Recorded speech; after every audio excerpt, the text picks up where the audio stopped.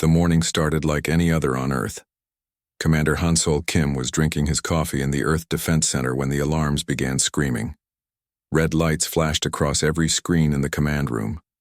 Something massive had just appeared, in Earth's orbit. "Sir, we have an unknown contact," called out Lieutenant Sujin Park from her station. "It's huge, the size of a small continent."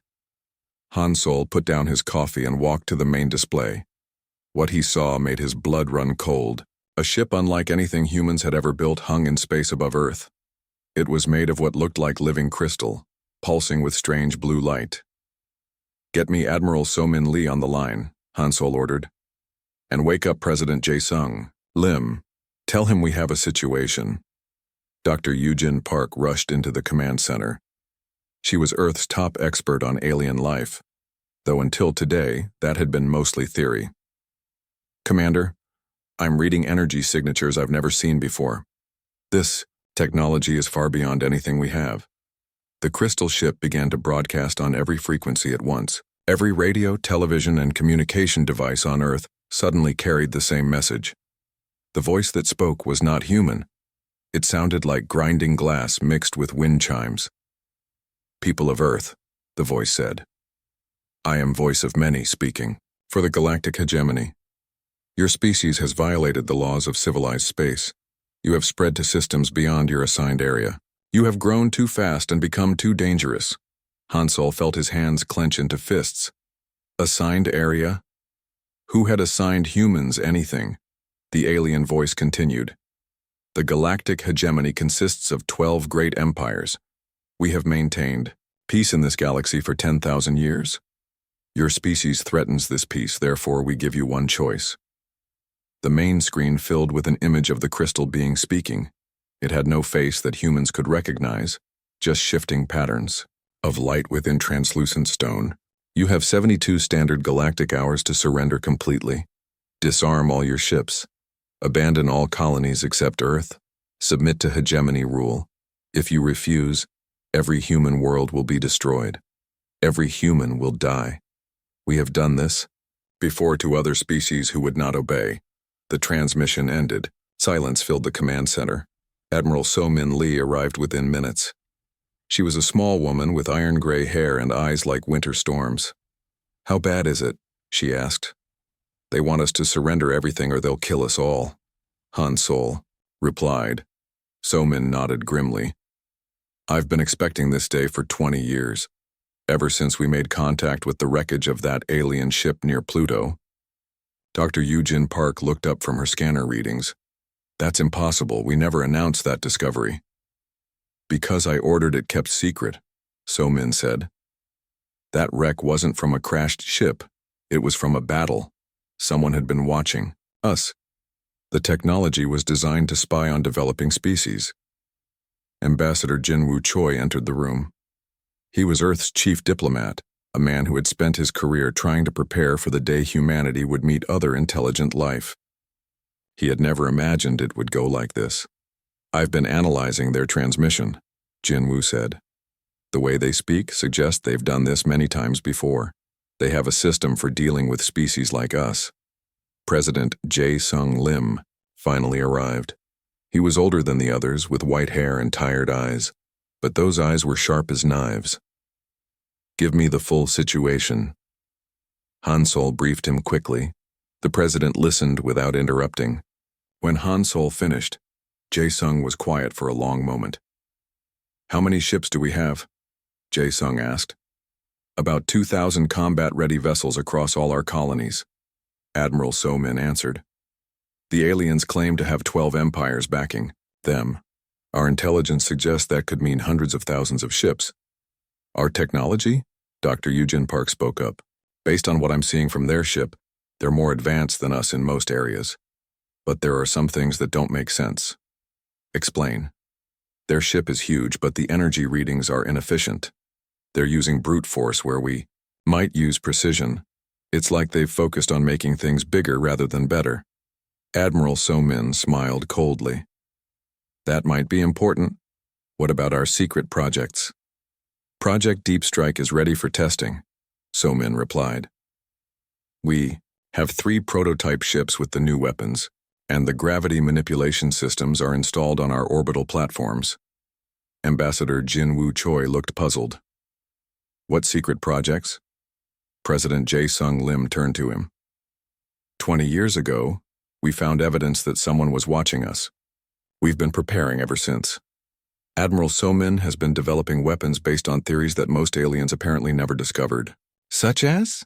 Adaptive armor that learns from attacks, micro-jump drives that let ships teleport short distances, gravity weapons, and something we call entropy acceleration, a way to make enemy technology age decades in seconds. Dr. Yoo-Jin Park was still studying her readings of the alien ship. There's something else. I'm detecting multiple different technologies in their ship, like it was built by several different species working together. That could be a weakness, Hansol said. Different technologies might not work well together. The alien ship began broadcasting again. This time the message was shorter. People of Earth, you now have 71 hours and 37 minutes to decide. Choose wisely. The hegemony has destroyed 43 species who chose unwisely. We do not wish to make it 44, but we will if we must. President Jae-Sung Lim stood up. Gather the Earth Defense Council. Every military leader, every colonial governor, every scientist working on the secret projects. We need to make a decision. Sir, Ambassador Jin-Woo Choi said carefully, perhaps we should consider their offer. If they truly have the power they claim. No. The president's voice was firm. Humanity didn't crawl out of caves and reach for the stars just to kneel to the first bullies we met. If they want our worlds, they'll have to take them. Admiral So-min Lee grinned. It was not a pleasant expression. I was hoping you'd say that. We've got some surprises for these aliens. Dr. Yoo-Jin Park was still studying the crystal ship. Commander, I'm detecting something interesting. Their ship is scanning our planet, but they're focusing on military installations. They're not scanning our research facilities or our industrial centers. What does that mean? They think they already know everything about us. They're not even trying to learn more. That's either supreme confidence or supreme arrogance. Hansol looked at the alien ship hanging in Earth's sky like a threat made real. Let's hope it's arrogance. Because if they're right about knowing everything about us, we're all dead. The next 71 hours would determine the fate of humanity. Earth's leaders had a choice to make, and the aliens had made one critical mistake. They assumed humans would react like the 43 species they had destroyed before. They were about to learn that humans were very different from those other species, and that difference was going to cost them everything. Ambassador Jin-Woo Choi stood before the crystal ship's communication array. His message was simple and clear. The people of Earth have made their decision, he said into the transmitter. Humanity does not surrender. If you want our worlds, come and take them. The response came immediately. The alien voice sounded surprised, almost confused. This is not wise, humans. You cannot win against the hegemony. We offer you one final chance to reconsider. Jin-Woo looked back at the Earth Defense Council watching him.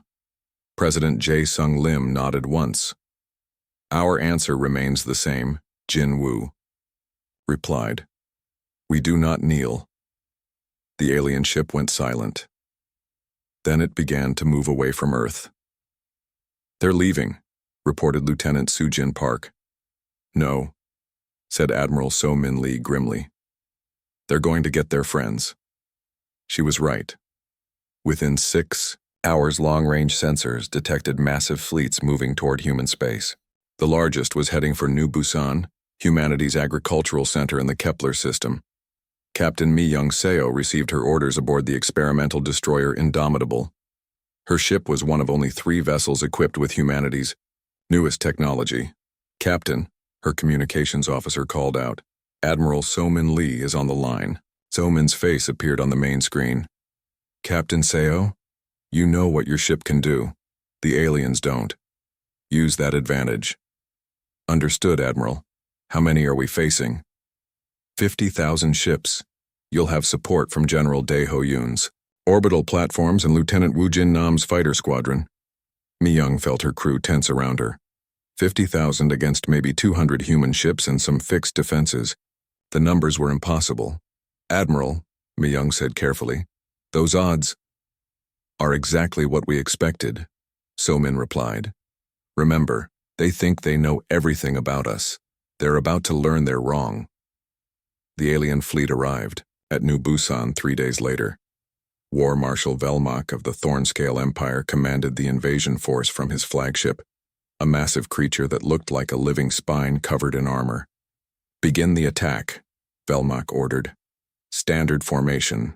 These primitives will fall quickly. The alien ships moved in perfect geometric patterns. Each species in the hegemony had their own fleet formations, and they tried to coordinate them into one massive attack. The result looked impressive, but was actually clumsy. General Dae-ho Yoon watched from his command platform, orbiting New Busan. All stations, this is General Yoon. Remember your training, let them come close. The alien fleet spread out to surround the human defenders. They expected the humans to cluster together for protection. Instead, the human ships spread out too, each one moving in seemingly random directions. What are they doing? War Marshal Velmak wondered aloud. This is not a proper battle formation. Lieutenant Woo Jin Nam sat in the cockpit of his fighter, waiting. His ship looked like a normal human fighter, but hidden inside was technology that would change space combat forever. Fighter Squadron. This is Lieutenant Nam. Remember, short jumps only. Don't let them see the pattern. The alien fleet opened fire first. Thousands of energy beams and missiles streaked toward the human ships. Captain Mi-young Seo watched them coming. All hands, brace for impact, she announced. Then quietly to her tactical officer, activate adaptive armor. The Indomitable shuddered as alien weapons struck its hull, but instead of exploding, the ship's armor began to change.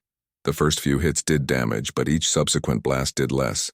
The armor was learning, adapting to each type of weapon that hit it. Impossible, breathed War Marshal Velmak. Their ship should be destroyed. The Indomitable fired back with weapons that made the aliens gasp in surprise. Instead of energy beams or missiles, the human ship fired pure gravity. Invisible waves of gravitational force reached out and began crushing alien ships like tin cans. General Dae-ho Yoon smiled grimly as his orbital platforms joined the battle. Each platform created a gravity well that pulled enemy ships out of formation. Some aliens found themselves thrown into their own allies. Others were crushed by forces they couldn't see or understand. Fighter Squadron, go! Lieutenant Woo Jin Nam called out. His squadron of 30 fighters suddenly vanished from the alien sensors. For a split second, they existed in subspace, moving faster than light. When they reappeared, they were inside the alien formation. The aliens had never seen anything like it. One moment, their sensors showed no human fighters. The next moment, fighters were among them, firing at point-blank range, then vanishing again only to reappear somewhere else.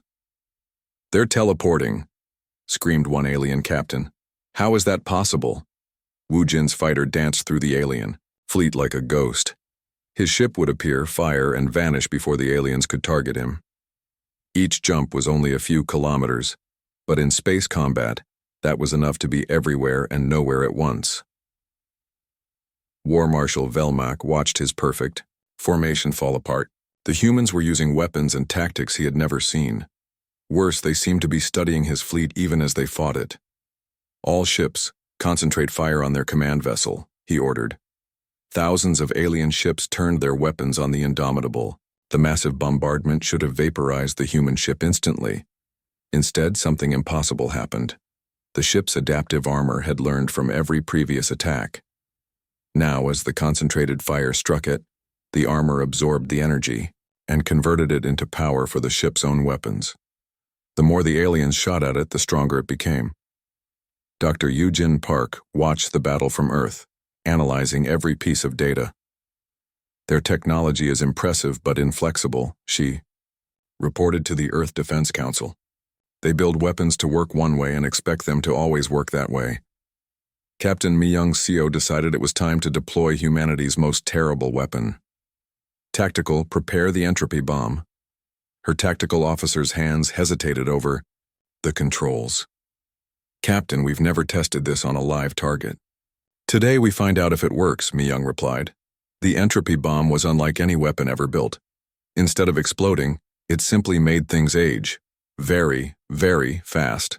It targeted the exotic matter that powered alien ship cores and accelerated its natural decay by millions of years in seconds. Mi Young fired the weapon at the center of the alien formation. At first, nothing seemed to happen. Then alien ships began to simply fall apart. Their power cores, aged beyond their design limits, failed catastrophically. Ships that had been new that morning suddenly looked like ancient wrecks. Entire sections of the alien fleet just stopped working.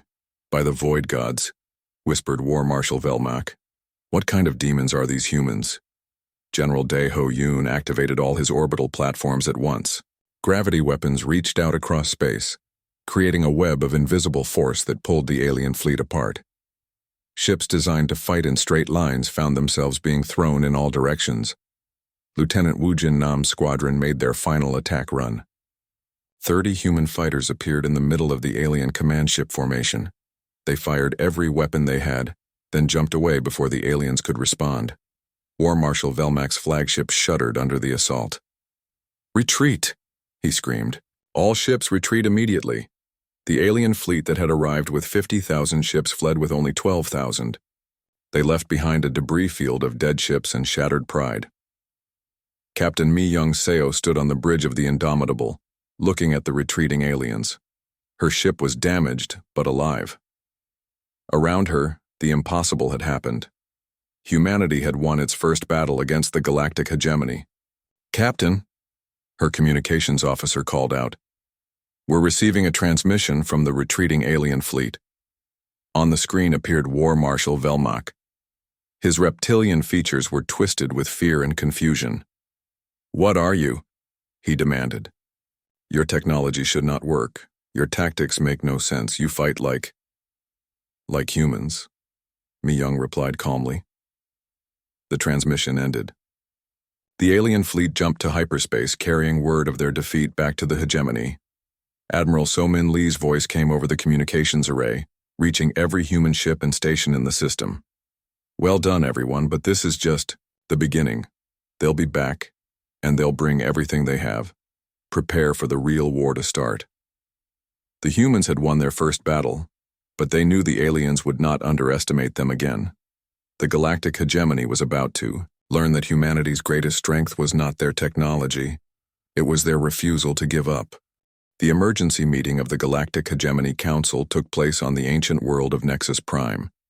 Representatives from all 12 empires gathered in the crystal chamber that had seen 10,000 years of decisions. Grand Admiral Tefaros of the Crystalline Dominion spoke first. His voice echoed like breaking glass. "War Marshal Velmak's report is disturbing. These humans possess technology we do not understand."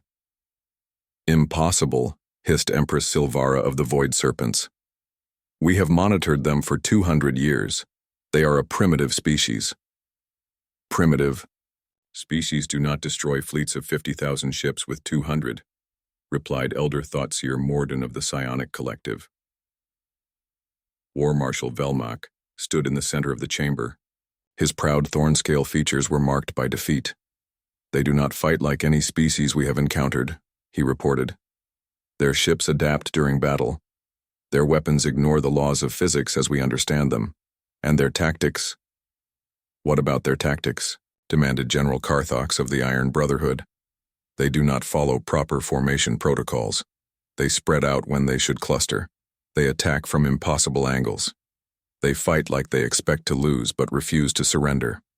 Grand Admiral Tefaros considered this. "Perhaps we underestimated them. We will send a larger force." "With respect, Grand Admiral," Velmak said carefully, "I do not believe size will matter. We need to understand their technology before we can defeat them." But the Council had already decided. They would send not one fleet, but 20. 2 million ships would crush humanity once and for all. They did not know that humanity was already moving against them. Admiral So-Min Lee stood in the war room on Earth studying star charts with her senior officers. Fleet Admiral Kyung Ho Baek, Commander Subin Huang, and Dr. Haewon Jung surrounded the holographic display. "The aliens will mass their fleets for a major assault," So-Min said. They're predictable. They'll bring overwhelming numbers and expect us to wait for them. What do you propose? Asked Fleet Admiral Kyung-ho Baek. We don't wait. We attack first and we attack everything at once. Commander Subin Hwang smiled. She was the leader of humanity's Special Operations Forces. Deep strike missions? Exactly. While they're gathering their fleets, we hit their infrastructure. Supply depots, communication networks, manufacturing centers.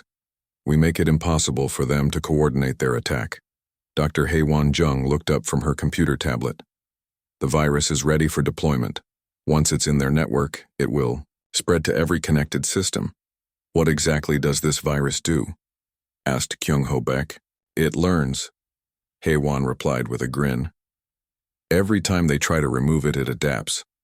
But more importantly, it doesn't destroy their systems. It just makes small changes, makes enemies fire on friends, sends fleets to wrong locations, feeds false information to commanders. Admiral So-min Lee nodded approvingly. Chaos is more effective than destruction. A destroyed system can be rebuilt. A system that lies to you is worse than no system at all. The plan was complex but simple in concept. 3 prongs of attack that would strike simultaneously across the galaxy. Fleet Admiral Kyung-ho Baek would lead the main human fleet in a direct assault on the aliens' primary gathering point. This was the distraction, impressive and obvious, designed to draw attention. Commander Subin Hwang would lead small teams of human special forces using captured alien technology to infiltrate major hegemony worlds. These teams would strike at infrastructure and supply lines. Dr. Haewon Jung's virus would be deployed through the alien communication networks, spreading chaos through their command structure. The operation began 3 days later. Commander Subin Hwang crouched in the maintenance tunnel beneath the primary supply depot on Velcanthus Prime, the hegemony's military capital. Her team of 12 humans had infiltrated the planet using a captured alien transport. Remember, she whispered into her communicator, we studied each species' psychology. Use their fears against them. Her team split up, each member heading to a different target. Subin made her way to the communication center. The aliens had never imagined that anyone would try to infiltrate their most secure world. They were wrong. Subin planted Dr. Haewon Jung's virus directly into the main communication array. Within minutes, it had spread to every connected system across hegemony space. On the other side of the galaxy, Fleet Admiral Kyung-ho Baek led 1,000 human ships against the alien fleet gathering at Mordak Station. The aliens had assembled nearly 1 million ships there. All ships begin the attack, Kyung-ho ordered. Remember, we're not here to win. We're here to be seen. The human fleet struck hard and fast, using every new technology they had developed. Gravity weapons, adaptive armor, micro-jump drives, entropy bombs. The alien fleet was caught completely by surprise. But this was not the real attack.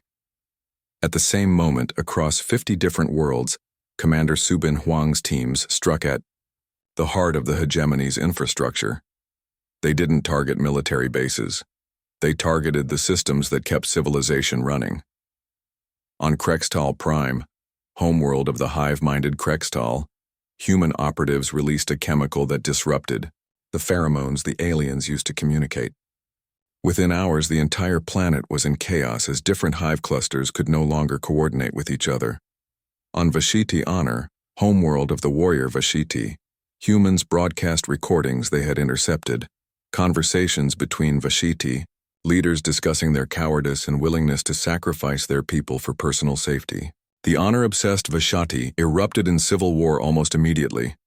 On Nexus Prime itself, human agents sabotaged the power grid that kept the ancient crystal chambers functioning. The Hegemony Council found themselves literally in the dark, unable to coordinate their response. Dr. Haewon Jung's virus spread like wildfire through the alien networks, but instead of destroying information, it began changing it. Fleet orders were subtly altered, supply manifests were modified. Intelligence reports were edited to contain false information. The result was catastrophic for the hegemony. Admiral Sektar of the Crystal Empire received orders to attack the human colony at New Seoul. He led his fleet there, only to find no humans but instead a fleet of his own allies from the Iron Brotherhood. who had received similar orders.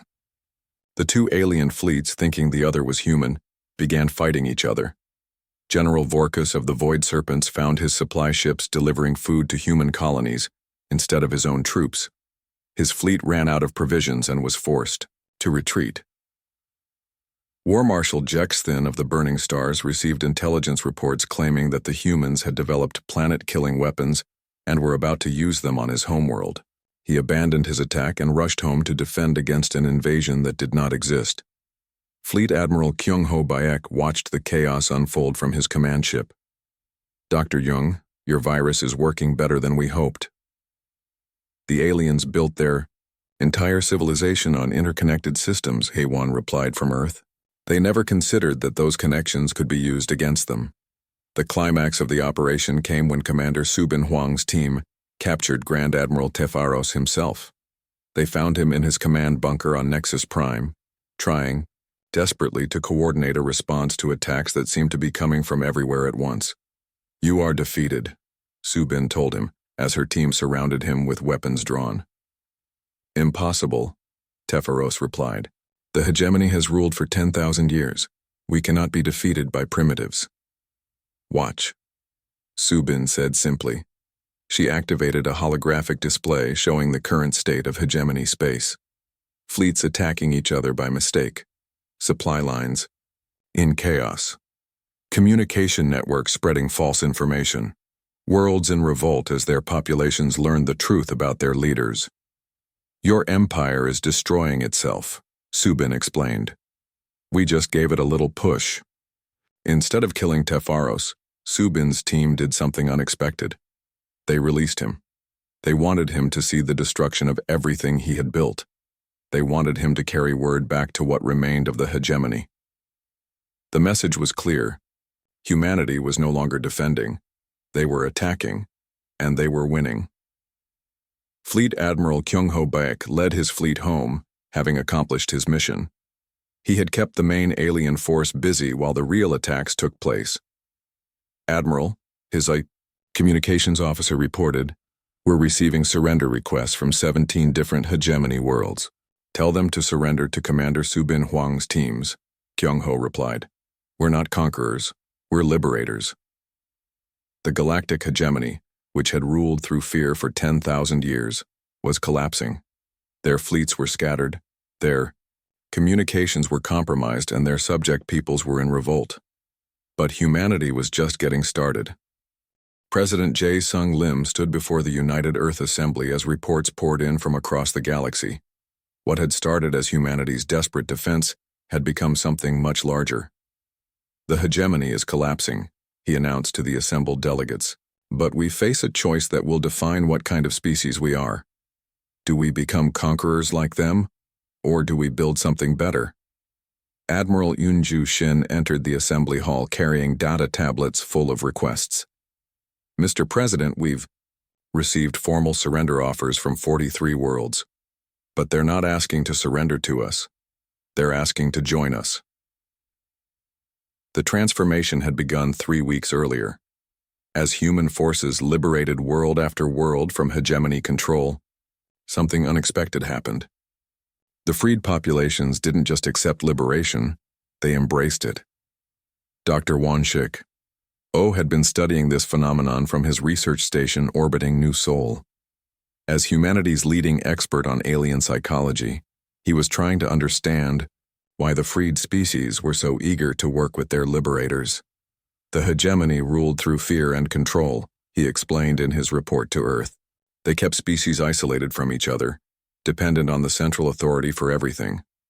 When we freed them and offered them technology, education, and trade partnerships instead of conquest, we gave them something they hadn't felt in centuries: hope." Captain Yunsu Kim commanded one of the humanitarian fleets that followed the human military forces. Her ships carried doctors, teachers, engineers, and vast supplies of food and medicine. Captain's log, day 22 of the liberation operation, she recorded. "We arrived at Felmore Prime today. The Felmore had been enslaved by the hegemony for 800 years. When our ships approached, they expected conquest. Instead, we offered medical aid for their sick and supplies for their hungry. the Felmore, had been a spacefaring species before the hegemony arrived. Now they were reduced to primitive farmers, forbidden from using any technology more advanced than basic tools. The hegemony had broken their spirits deliberately. Yansu watched her medical teams work alongside Felmore healers, sharing knowledge and techniques. Her engineers were already helping to rebuild the manufacturing centers that the hegemony had destroyed centuries ago. The Felmore elder asked me why we don't just take what we want from their world, Yansu continued in her log. I told him that free partners are stronger than enslaved subjects. He cried when I said that. 800 years? And no one had ever called his people partners before. The pattern repeated itself on world after world. The hegemony had ruled over 300 species, keeping them weak and divided. As humans liberated each world, they offered the same thing: freedom, technology, and partnership. Admiral Yunju Shin found herself commanding not just human ships, but vessels from dozens of different species. Former hegemony slaves had rebuilt their fleets with human technology and human help. "This is Admiral Shin to all Liberation Fleet commanders," she broadcast from her flagship. "Remember, we are not invaders. Every world we free chooses its own government. Every species decides its own future. We offer help, not rule." The message reached Captain Dalvin of the Mortaki Liberation Fleet. His people had been conquered by the hegemony 2,000 years ago. Now flying ships built with human technology and powered by human shared knowledge, he was helping to free other enslaved worlds.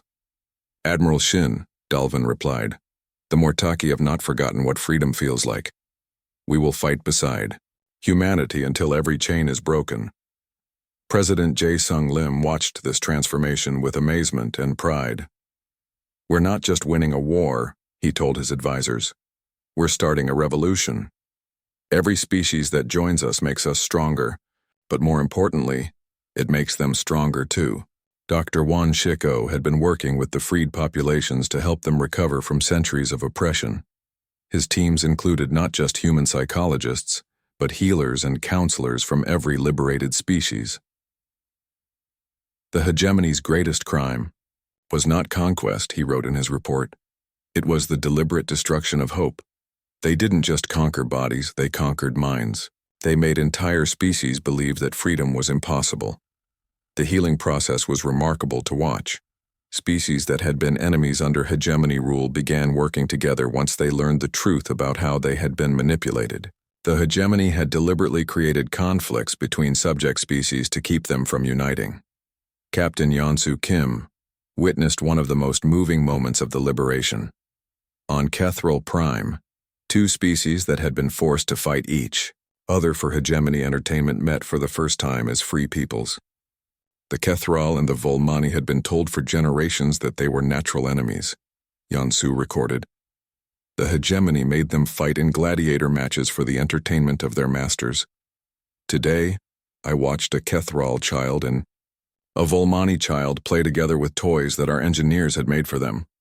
The military situation continued to improve for the human coalition. 3 of the original 12 hegemony empires had surrendered completely. Their populations, learning the truth about their leaders' crimes, had overthrown their governments and asked to join the growing alliance. Only 4 empires remained in active resistance, and their position was becoming hopeless. Cut off from their supply lines and abandoned by their former allies, they were fighting a losing battle. Admiral Yunju Shin received reports that the remaining hegemony forces were gathering at their 3 core worlds for a final stand. The Vextar, the Thornscale, and the Void Serpents were the last holdouts, refusing to accept that their 10,000-year empire was ending. "They're planning something desperate," she reported to Earth. "Our intelligence suggests they're preparing some kind of superweapon." President Jae-sung Lim convened an emergency council. The prospect of a cornered enemy with nothing to lose was concerning. "What kind of superweapon?" he asked. Dr. Yu Jin Park, who had been analyzing captured hegemony technology, answered grimly. "We've found references to something called the Null Star. It appears to be a device that creates artificial black holes. Could they destroy Earth with it?" "They could destroy entire star systems," Yu Jin replied. "But there's good news. The technology is incredibly unstable. If we can disrupt it during the charging phase, it will destroy itself. Admiral Unju Shin was already planning the final assault. We'll need every ship we have, human and allied together. The numbers were staggering. What had started as humanity's desperate defense with 2,000 ships had become a coalition of over 2 million vessels. Former hegemony slaves fought alongside their liberators, using technology that both species had developed together. Captain Yeon-soo Kim prepared her humanitarian fleets for the aftermath of the final battle. Even if we win, she told her crews, there will be billions of people on those worlds who need help. The hegemony's leaders are criminals, but their people are victims. Dr. Won-shik Oh had been studying the psychology of the remaining hegemony populations. The people on the core worlds have been told that we're monsters who will destroy their civilization, he reported. They're fighting because they're afraid, not because they're evil. President Jae Sung-lim made the decision that would define humanity's future. When we win this final battle, we offer the same thing to the core worlds that we've offered to everyone else: freedom, partnership, and hope. The stage was set for the final confrontation. Humanity and its allies would face the last remnants of the galactic hegemony in a battle that would determine the future of the galaxy. But the outcome was already decided. The hegemony had ruled through fear and oppression for 10,000 years. Humanity had proven that cooperation and freedom were stronger than tyranny. The old empire was about to learn that they hadn't just lost a war, they had lost the future itself. Grand Admiral Dong Hyun Park stood on the bridge of the flagship Unity, looking out at the largest fleet in galactic history. 2 million ships from 300 different species stretched across space like a constellation of hope. Admiral, his communications officer called out, "We're receiving final confirmations from all fleet commanders. Everyone is ready." Dong-hyun nodded. Beside him stood representatives from dozens of species, all of them former slaves of the hegemony. Today they would face their former masters as equals. The last 3 hegemony core worlds lay ahead: Vextar Prime, Thornscale Central, and Serpent's Crown. Each world was defended by massive fleets and weapons that could destroy planets. Dr. Sung-min Kang worked frantically in her laboratory aboard the Unity. She had spent the last month developing humanity's answer to the hegemony's final weapon. "Admiral," she reported over the communicator, "the temporal distortion generators are ready. If they try to use the Null Star weapon, we can age it to death before it fires." "Are you certain it will work?" "We've tested it on smaller targets. The theory is sound. We can make their superweapon experience millions of years of decay in seconds." Captain Young-ho Lee commanded the battleship Harmony, one of the most advanced ships in the human fleet. His vessel was equipped with quantum shields that existed in multiple dimensions at once. "Captain Lee," came Admiral Dong Hyun Park's voice over the comm, "your ship will lead the assault on Vextar Prime. Their reality warping defenses won't work against quantum shielding." "Understood, Admiral. The Harmony is ready." The battle began, with a surprise. Instead of attacking immediately, the human coalition broadcast a message to all 3 hegemony worlds. Ambassador In-suk Choi's face appeared on every screen across the 3 core worlds. Her words were translated into every language spoken in the galaxy. "People of the former hegemony," she said calmly, "we are not here as conquerors. We offer you the same choice we have offered to every world we have liberated. Join us as free partners or continue to live under the rule of leaders who see you as expendable." The response from the hegemony leaders was immediate and furious. Supreme Chancellor Vexanor of the Crystalline Dominion activated his reality-warping transmitter. "You will not poison our people with your lies. The hegemony is eternal." War Marshal Scargon of the Thornscale Empire roared his defiance. "We will die before we kneel to primitives." Empress Silvara of the Void Serpents hissed her hatred. "Activate the Null Star. Destroy them all." The 3 core worlds opened fire simultaneously. Planet-killing weapons reached out across space toward the human coalition.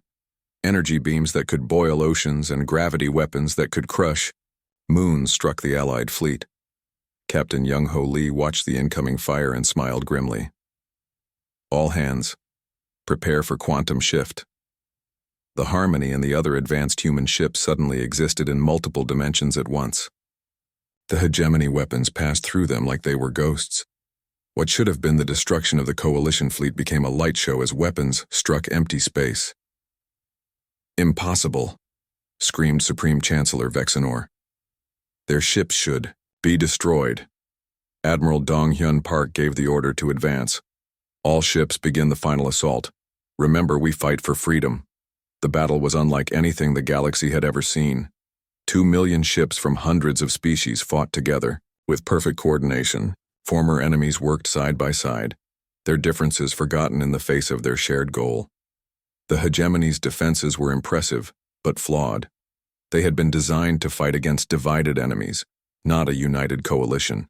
Weapons designed to exploit the weaknesses of individual species found no targets among the diverse allied fleet. Captain Young-Ho Lee led the assault on Vextar Prime.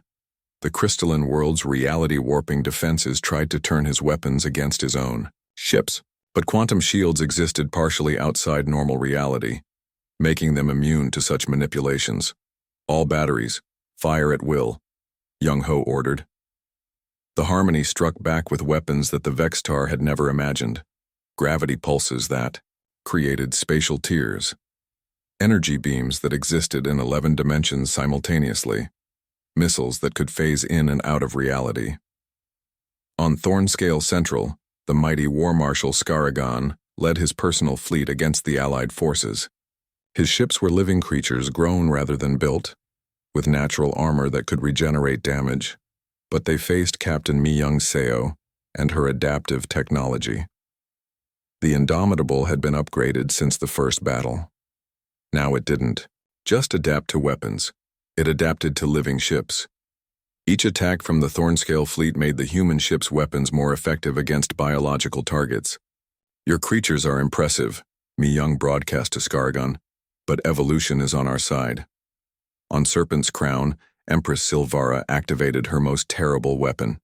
The Null Star began to charge, preparing to create an artificial black hole that would devour the Allied fleet.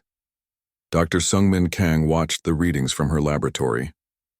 Admiral, they're charging the Null Star. Beginning temporal acceleration in 3, 2, 1. The human ships created a bubble of accelerated time around the alien superweapon. To outside observers, nothing seemed to happen. But within the bubble, the Null Star experienced millions of years of decay in seconds. The weapon, designed to last for centuries, aged to nothing in moments. Instead of creating a black hole to destroy the Allied fleet, it simply crumbled to dust. Empress, Silvara stared in shock at her ruined weapon. How did you destroy time itself? We didn't destroy it, replied Dr. Sungmin Kang over the comm. We just borrowed it. The 3 core worlds' defenses crumbled one by one. But the real victory came from an unexpected source. Across the 3 worlds, the populations began to revolt. They had watched the battle and heard Ambassador In-Suk Choi's offer. They saw their leader's willingness to use weapons that could destroy their own worlds just to maintain power. On Vextar Prime, crystal beings who had lived in fear for millennia suddenly stood up to their Supreme Chancellor. We choose freedom, they declared. On Thornscale Central, proud warriors who had been forced to serve corrupt leaders laid down their weapons. We will not die for tyrants, they announced. On Serpent's Crown, serpentine beings who had been bred for obedience finally said no to their empress. We want to live free, they hissed. Supreme Chancellor Vexenor found himself surrounded by his own people, all demanding his surrender. War Marshal Scaragon watched his army abandon him. Empress Silvara saw her subjects slither away from her throne. The 3 leaders who had ruled the galaxy for 10,000 years suddenly found themselves alone and powerless. Captain Young-Ho Lee led a boarding party onto Vexenor's Crystal Palace. The Supreme Chancellor was waiting for them, no longer defiant but simply tired. You have won, Vexenor said simply. The hegemony is ended. No, Young-Ho replied. The hegemony ended the moment your people chose freedom. We just helped them realize they had a choice. Ambassador In-suk Choi arrived on Vextar Prime 3 days later to begin the most important work of all, building peace. She brought with her representatives from every species in the new alliance, ready to help create something the galaxy had never seen. We call it the Galactic Commonwealth, she explained to the assembled crowds of former hegemony citizens. Every species has an equal voice. Every world chooses its own path. No one rules over anyone else. The transformation took time, but it was remarkable to watch. Worlds that had been enslaved for millennia began to flourish. Species that had forgotten their own cultures began to remember. Technologies that had been suppressed were rediscovered and improved. President Jae-sung Lim visited the new Commonwealth capital 5 years after the war's end. What he saw amazed him. The former hegemony worlds were more prosperous than they had ever been under their old masters. How is this possible? Asked the former Supreme Chancellor Vexanor, who now served as one of many elected representatives in the Commonwealth Assembly. Because free people work harder than slaves, Jae-sung replied. Because cooperation creates more wealth than conquest. Because hope is stronger than fear.